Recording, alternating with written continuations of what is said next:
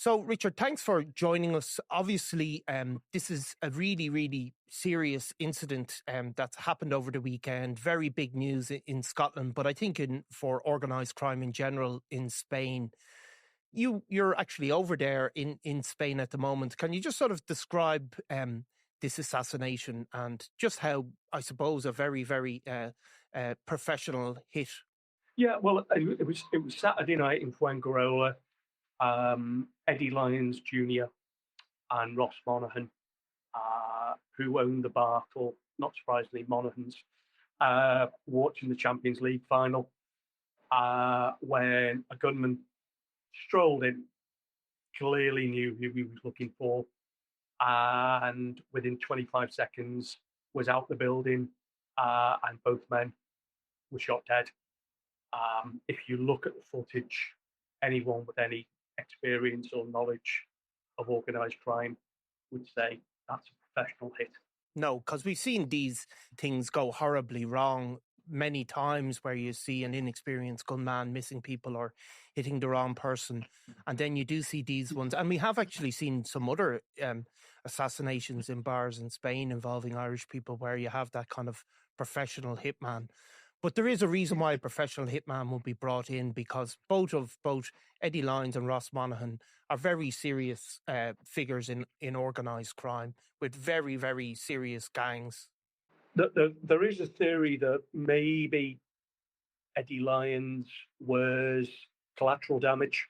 Yeah. The main target was Monaghan because he was higher up the scale. Although Lyons by name is associated, his actual criminality was pretty minor to what Monaghan had been up to. Yeah. The name Lyons will be well known even over here because of that Lyons-Daniel's feud. Yeah.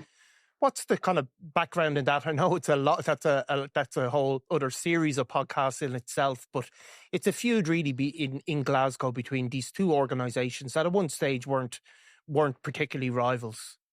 No, there was a fallout. It's in a way, it's probably similar to what's happened currently in Glasgow. There was a fallout about a missing heroin stash. And this is more than 2 decades ago.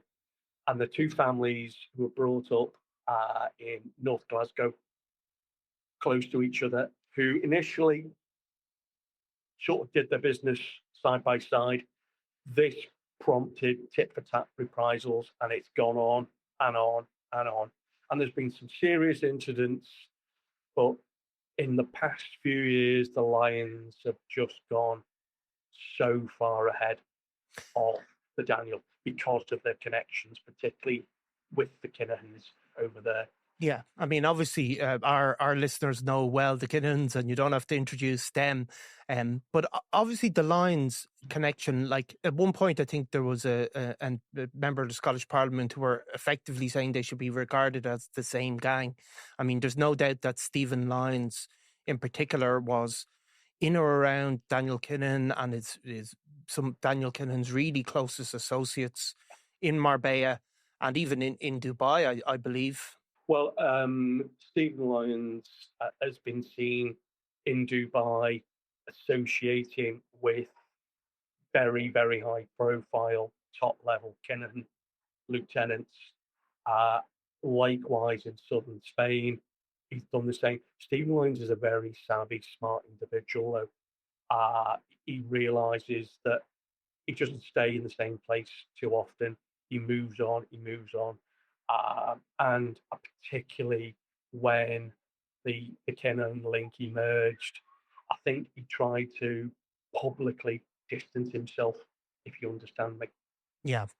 And I've obviously, I actually listened to the podcast series Gangster. I don't know if you listened to it about the Daniel and Lyons feud. And at the end of it, there was almost a sense that it was almost over, this feud, that the incidents had kind of stopped. And then in the last 6 months, there's just been this escalation of gangland violence across Scotland. Yeah. Some of the same figures and a few other figures, I suppose, have become involved in that. It's a lot of the same names. What's happened is there was a £500,000 consignment of cocaine, which was bought from uh, an individual now based in Dubai. He's originally from Glasgow, Ross McGill, whose nickname is Miami. The person who bought the consignment thought it would be quite smart to pay it in fake money because at the time McGill, well, he still is a bit of an unknown quantity. He's just emerged rapidly in the past 12 months. And they thought, oh, we can have him over. But they thought wrong because McGill thought, I'm not having this. And he, whilst based in Dubai, he then made it clear to people over in Scotland that the guy who purchased the consignment with the fake money was linked to a bloke called Mark Richardson. Mark Richardson was currently inside for drug trafficking offences, but was probably the major player in the Edinburgh drug scene, has been around for a number of years, and during that time has been pretty untouchable. But the fact that he's now inside prompted McGill to think we can make some advances here. And he's unleashed a very aggressive, very, very public assault on these people, tied in with a very sophisticated, almost professional social media campaign. A lot of these firebombings, drive-by shootings have been videoed, posted online with threats. There's accompanying music. It's very cleverly done. But Mark Richardson for years has been very close to the Daniels. So McGill contacted the Lyons to say, you help me get rid of Richardson, get rid of the Daniels. You can have a large spoil of the shares when they're out of the way. So this is what's happened. And the Lyons have been using their foot soldiers, for want of a better word, to carry out these attacks, which has since spread across from the East Coast to the West Coast. And recently it's been more concentrated in the Glasgow area. So obviously, then, when you're in the middle of all this, and it I look at it from a bit of a distance, but it's almost every night there's an arson attack, there's a shooting, it just goes on and on and on. And then obviously, when Eddie Lyons is shot dead in a bar in Spain, you think this has to be linked to that. However, it may be more complicated, and often these stories are more complicated than you could ever imagine. Obviously, the police put out a statement yesterday saying they had no intelligence, it was planned in Scotland. But you're also hearing maybe that coincidence, it may be a coincidental killing, and that this shooting in Spain may be connected with an unpaid drug debt. Yeah, I mean, as I said, for the past 2 or 3 years, the Daniel family has been very much on the back foot. They're outgunned, they're outfinanced, and almost immediately what happened on Saturday night didn't add up that it was part of this feud. It was, to me and to other people who I've been speaking to, it was too professional, it was too slick. And again, the quality, for want of a better word, of the killings was just brutal. It was, somebody described it to me as almost military. Yeah, it's very reminiscent of a shooting of a guy called Gerard Kavanagh in Spain. I think it was 2015, where he was shot in a pub. He was actually chased like Ross Monaghan was, and he was dispatched. So yet you'd have to wonder, are there some of these professional hitmen involved again? Is that the feeling that could be the case? Well, I spoke to somebody yesterday who said to me straight away that it was claimed that it was a Scottish assassin. And he said to me, it's just, why bother sending somebody over from Scotland? It's so complex. You need to link up with middle people. They need a route in, they need a route out. He said, there's so many Albanians, Moroccan kids here, guns for hire, who will willingly do this. And they've done it before. They know what they're doing. The fact that Police Scotland have come out and said there is no intelligence to take it back to Scotland would seem to back that up. And it makes sense. I mean, why would you risk sending somebody over here with all that entails when it can be done here from a local? Yeah, certainly the situation with the Kinahans is that obviously the gang have been, very serious parts of the gang have been dismantled, but there are still a good number of people very closely associated with Daniel Kinahan still based in Spain. Do the Scottish gangs have a presence down in that part of Spain as well? Are they people based there? They do, but they're not as influential as obviously the Irish. Certainly, they're not as influential as Merseyside. They're here, but I would describe them as being more peripheral. They're more not so much lower level in their criminality, but they keep a much lower profile. Have there been further reaction on social media? It's incredible to hear you say that, because we obviously had that as well during the Hutch Kinahan feud, where part of this feud was played out in public on social media accounts. I mean, that is a funny feature of this war.